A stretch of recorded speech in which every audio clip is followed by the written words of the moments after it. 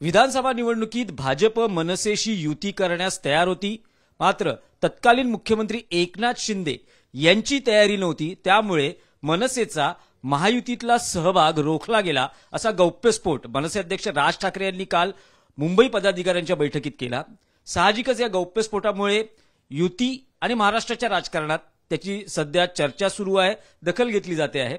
आपल्याबरोबर बोलण्यासाठी आहेत मनसे नेते संदीप देशपांडे.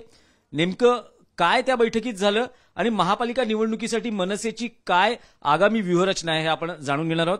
संदीपजी, TV9 मराठीमध्ये आपलं स्वागत. सगळ्यात पहिलं, काल राज ठाकरे यांनी जो गौप्यस्फोट केला त्या बाबतीत आपलं म्हणणं काय आहे आणि असं का, म्हणजे का मनसेचा महायुतीतला सहभाग थांबला त्याबद्दल? नाही, मला असं वाटतं की शिंदेमुळे थांबला वगैरे असं म्हणणं थोडंसं अतिरंजित ठरेल. विषय असा आहे की महायुतीच्या ज्या चर्चा चाललेल्या, म्हणजे त्यांच्या आपापसात भारतीय जनता पक्ष असेल, शिवसेना असेल, अजित पवार साहेब असतील, ह्यांच्या ज्या चर्चा शेवटपर्यंत लांबल्यानंतर त्याच्यानंतर आमच्याशी चर्चा चालू झाल्या. त्यामुळे वेळ अत्यंत कमी होता, इलेक्शनच्या डेट येऊन ठेपल्या होत्या. त्यामुळे एक कम्युनिकेशन व्हावं लागतं ह्या सगळ्या गोष्टींसाठी, एक चर्चा व्हावी लागते, काही गोष्टींचे डेटा एक्सचेंज व्हावं लागतात. ते न झाल्यामुळे किंवा ती कम्युनिकेशन गॅप राहिल्यामुळे मला वाटतं ती युती होऊ शकली नाही. त्याच्यात एक कोणाला सिंगल आउट करून त्यांना ब्लेम करण्यात अर्थ नाहीये, पण ती व्हायला पाहिजे होती, ती झाली नाही. तर तशा पद्धतीचं न होता येणाऱ्या महानगरपालिकेमध्ये आपण या चर्चा आधी सुरू कराव्यात अशा प्रकारची भावना सगळ्या पदाधिकाऱ्यांनी व्यक्त केली आणि मला असं वाटतं त्याच्यावरचा जो निर्णय आहे अंतिम, तो सन्माननीय राजसाहेब घेतील. तुम्ही म्हणतात की कम्युनिकेशन गॅप म्हणजे संवादाचा अभाव. हा संवादाचा अभाव नेमका कोणाकडून राहिला? मला वाटतं कम्युनिकेशन गॅप म्हणजे संवादाचा अभाव म्हणता येणार नाही आपल्याला. तो संवाद जो पूर्ण व्हायला पाहिजे होता, तो संवाद पूर्ण नाही राहिला, तो अपूर्ण राहिला आणि त्यामुळे या गोष्टी ज्या पूर्णत्वाला जाणं अपेक्षित होतं ते झालं नाही. मग अमितच्या इथे असेल किंवा बाकीच्या ठिकाणी असेल, ते झाल्या नाहीत. मला असं वाटतं की ठीक आहे, आता ज्या गोष्टी झाल्या त्या झाल्या, तेव्हा काय झालं, कोणामुळे झालं, कोणामुळे नाही झालं, या गोष्टींमध्ये न पडण्यापेक्षा येणाऱ्या महानगरपालिकेमध्ये ही कम्युनिकेशन कशा पद्धतीने पूर्ण होईल, कशा पद्धतीने त्या चर्चा करू शकतात, काय होऊ शकतं, मला वाटतं याची चर्चा आत्तापासून करायला पाहिजे. अशा प्रकारची भावना आम्ही सगळ्यांनी सन्माननीय राजसाहेबांकडे व्यक्त केली आणि त्याच्यावर जो काही निर्णय असेल तो घेतील. काल राज ठाकरे यांनी बैठकीत हाही निर्णय घेतला की आगामी महापालिका निवडणुकीमध्ये बोलणी करण्यासाठी, भाजपशी बोलणी करण्यासाठी नेत्यांची समिती स्थापन करण्यात येईल आणि ती समिती भाजप नेत्यांशी युती संदर्भात बोलणी करेल आणि पुढले निर्णय.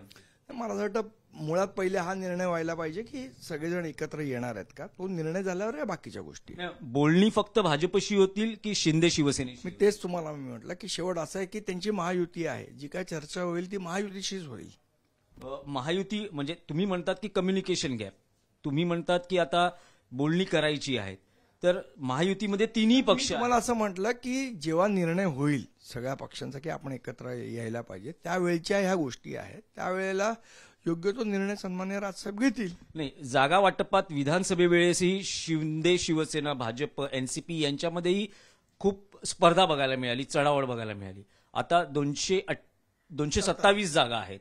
तर अशा वेळेस मनसेची काय नेमकी अपेक्षा आहे की त्यांना महायुतीतून? या सगळ्या गोष्टी बोलणं खूप प्रीमॅच्युअर ठरेल. आता या सगळ्या गोष्टी बोलणं, मुळात आधी एकत्र येण्याचा निर्णय व्हायला पाहिजे. तो जेव्हा होईल त्यानंतर या पुढच्या गोष्टी. काल राज ठाकरेंनी जी भूमिका घेतली की पुढची बोलणी ही भाजपशी होतील, आज आपण बघतो की त्याचे काही पडसाद किंवा त्याचे काही आपल्याला सूचक संदेश येताना दिसत आहेत. कॅबिनेट मंत्री आशिष शेलार यांनी राज ठाकरे यांची सदिच्छा भेट घेतली आहे, मुंबई अध्यक्षही आहेत. तर या प्रक्रियेला सुरुवात झाली असं म्हणता येईल? मला माहीत नाही आज नेमकी कशासाठी भेट होती, म्हणजे सदिच्छाच भेट होती. ज्या पद्धतीच्या फोटो त्यांनी ट्विट केलाय, मला असं वाटतं काय बोलणी झाली नाही झाली मला ह्याची खरोखर कल्पना नाही. मुख्यमंत्रीपदी विराजमान झाल्यानंतर स्वतः देवेंद्र फडणवीस यांनीही भूमिका मांडली होती की काही कारणास्तव होऊ शकलं नाही विधानसभेत, पण महापालिकेसाठी ते होऊ शकेल आणि त्यासाठी आम्ही पुढली पावलं उचलणार आहोत.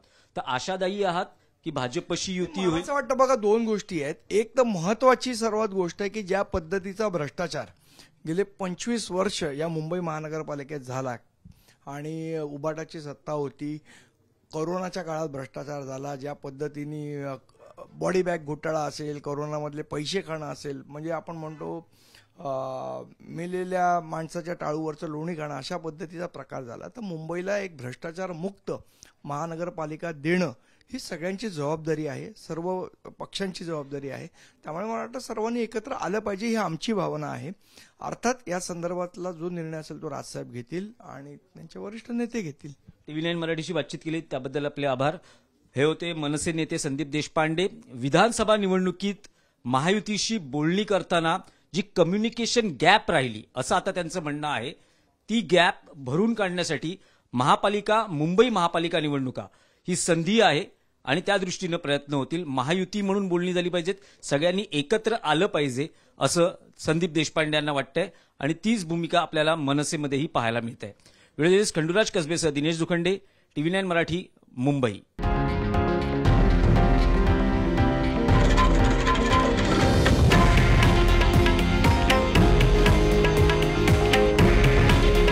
हे आहे देशातील नंबर 1 न्यूज नेटवर्क आणि आपण पाहत आहात TV9 मराठी.